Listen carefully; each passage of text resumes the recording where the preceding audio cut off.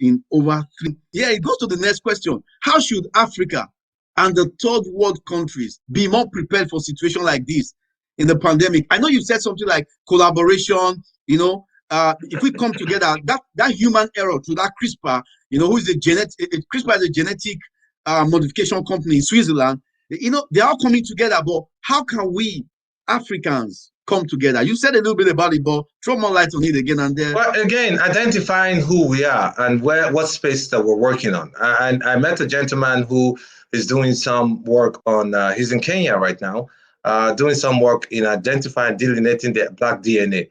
Of course, we know history has said it, and science has proven it. Even if the Chinese tried to remove themselves from the Black DNA and the Black gene by whatever they did, but eventually came around again and said, you know what, all the Chinese people came from Black people, irrespective of what it is. So, but Blacks are the original DNA, and every humanity race started in Africa. So we can't. Nobody can contest that. So, but what he's doing is to break down the Black DNA and delineate it. We know what happened, I think, way back in the 1980s, where the Genome Project took place, and we're trying to identify the complete genetic structure of humans, of man. But if you look down deep into the politics of that study, look, they missed over 3 million genetic codes for the Black man. Why? Because how many of us were in that study? How many of us were involved in the Genome Project? How many? So again, these are the things that we must know, but we are beginning to understand some of all these things because we're not present in the beginning, but we need to begin to get into the space where we begin to show ourselves. Now, for us to get to show ourselves, we must be prepared. We must be prepared. We often would say, we asked to be at the table, But when you get to the table, what are you going to offer, right? And that's the problem often enough with the Black race. We're not prepared for most of the things we clamor for, or shout for, or scream for all the time. We want to get there, but when we get there, what are you to offer? And what's the message you're taking there? Is it for yourself or for the people who you represent? We must begin to understand that. And some of you have heard me say this, that for you to be truly impactful and to get to be prepared, you must take two-step approach. And I call it the insider and outsider approach. The insider approach, look, you must organize, identify who you are, what's the mission that you're going to do, who are the people who are with you, who understands the message, who will stay on message, run with your message, and be ready to die for your message or for that message. Gather all the resources that you need. Again, when I say resources, time, money, and intellect. Some people can provide their time, they don't have the money or the intellect. Some people have the intellect, they don't have the time or the money. And some people don't have the time, don't have the intellect, but they have the money. So we must identify each and every one of those people and bring everybody together, right? And that's who we are. And identify those who are strong and those who are weak. And those who most likely be people who will betray us even as well, because we'll always have the Judases amongst us. But fine, they're all family. We're all together in this. But then, making them understand why this message must go on and why we must be effective. That's the insider approach. We must organize first. And the outsider approach is identifying those who are out there who see the need for us to exist cohesively and better for everybody. Like I said, life on earth will not be good until it's good for the Africa or the Black man, period. So, but for us to do that, you must bring something to the table where you are approaching somebody not in a state of subservience, but of equal authority. Because if you're organized, you will be recognized. If you're organized, you will be recognized. And in that stage, you'll be able to form associations and find collaborative efforts, right?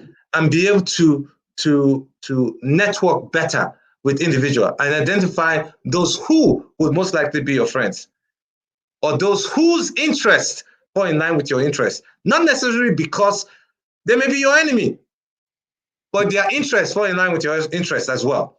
So go ahead. So, but you do it on a level of intelligence and not in subservience. Because when you don't, you come like a mediocre and you'll be ridiculed. And that's why a lot of time they don't take us seriously and they don't respect us. If you don't respect something, how would you, play or associate with something you don't respect? So that's how Africans must begin to get themselves ready for this. And holding people accountable, holding your people within you accountable, and holding people in the outside engagement accountable, as well as providing the options for them to work upon. You understand? Yeah. And holding people in power, what do you call it, responsible as well to the task that they have been given, not just to go there and embezzle anything. So it starts from inside, within your family, on the outside. I mean, you hold this African CDC responsible, the Nigerian CDC responsible. And if you do not hold that, but we must also, like I say, organizing also involves ingenuity.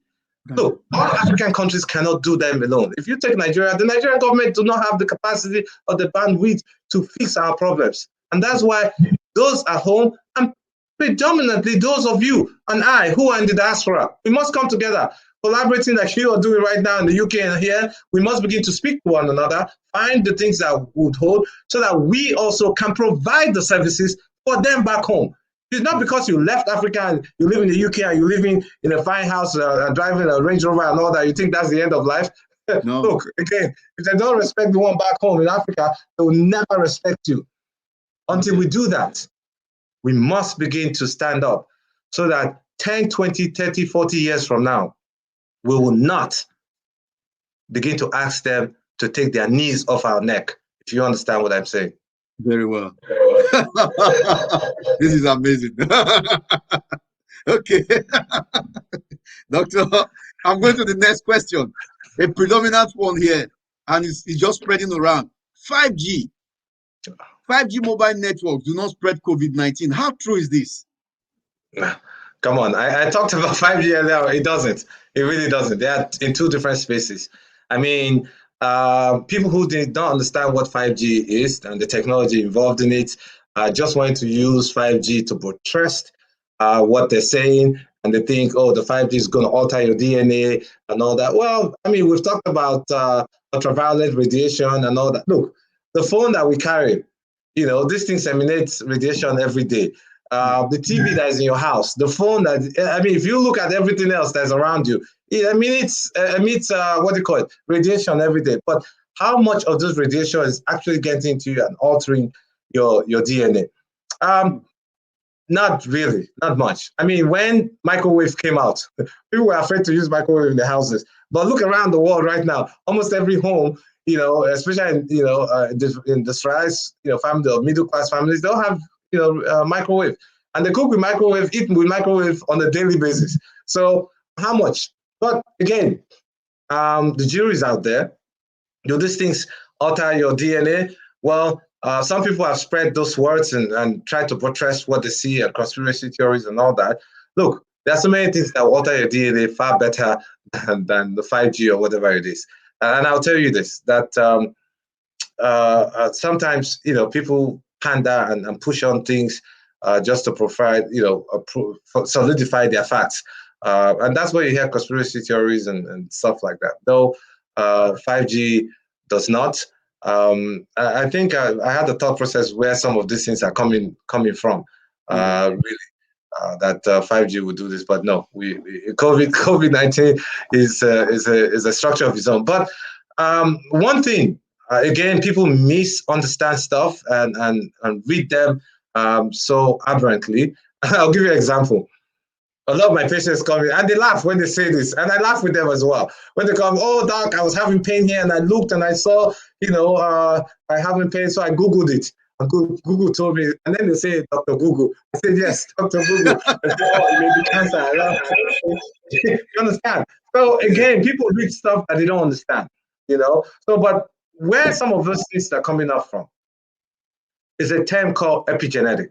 Epigenetics is a term where your environment and the things around you alter phenotypically your DNA. It does not change the structure of your DNA. It changes how your DNA is expressed. That's what it is. Epigenetics. I'll give you a typical example. You live in Nigeria, you get the sun, UVB light that's protective, protect against COVID and all that and all that. It protects you against, some other autoimmune disease and stuff like that. Then you get a lot of vitamin D and all that, and then you come to America. You live in New York, where a whole large time of the year the sun is not there, so your vitamin D levels suppresses. The vitamin D you get from the sun, the UVD, all the things that are protecting you is not. And then 1, 2, 3 years later, boom, you come up with diabetes. And not just that, you're eating the highly synthesized food that we eat here in developed countries. And then 2 years later, diabetes. And you ask them, is there diabetes in the family? No, we don't, nobody. I actually had a young man recently, last week here, young 30-something-year-old, and he was so bewildered and disturbed that he has diabetes. And there's none in the family, So the environment alters how your DNA is expressed, not the DNA itself. So when they talk about that, you hear, epigenetics, people run with it and put 5G into it and mix it up and then buttress their point. So that's where all of this is coming from. So now it doesn't. Oh my God. So it's okay. See, I hope they understand that. Of course they do, because it's so easy, When it happened, I'm a health and safety consultant. I took somebody from O2 and we went on a mast, and then he did a test using his meter. The distance that from the mast to the meter couldn't even read anything. He took it further and said, so if he couldn't read anything, very low reading, not even up to 2 or even 1, how could it affect the DNA of someone? But, and I wrote that in my report and I sent it to the client, and that was it. But one question I want to ask now is this. How? They said that somebody's asking here, said, my own query is, which vaccine should I take and for which virus? If there is 10 viruses or 3 now. Well, I mean, there's one virus right now that's killing people, and that's SARS-2 COVID vaccine. It attaches to your what do you call it? ACE receptor cells or ACE2 receptor cells, and that's why. I mean, why is it killing certain people and not killing other people? Again, it's based on your genetic makeup, how much. Because again, if you have, let's say, I'll give you a typical example. If you have 5 ACE receptor cells, you have 5 viruses, it will attach.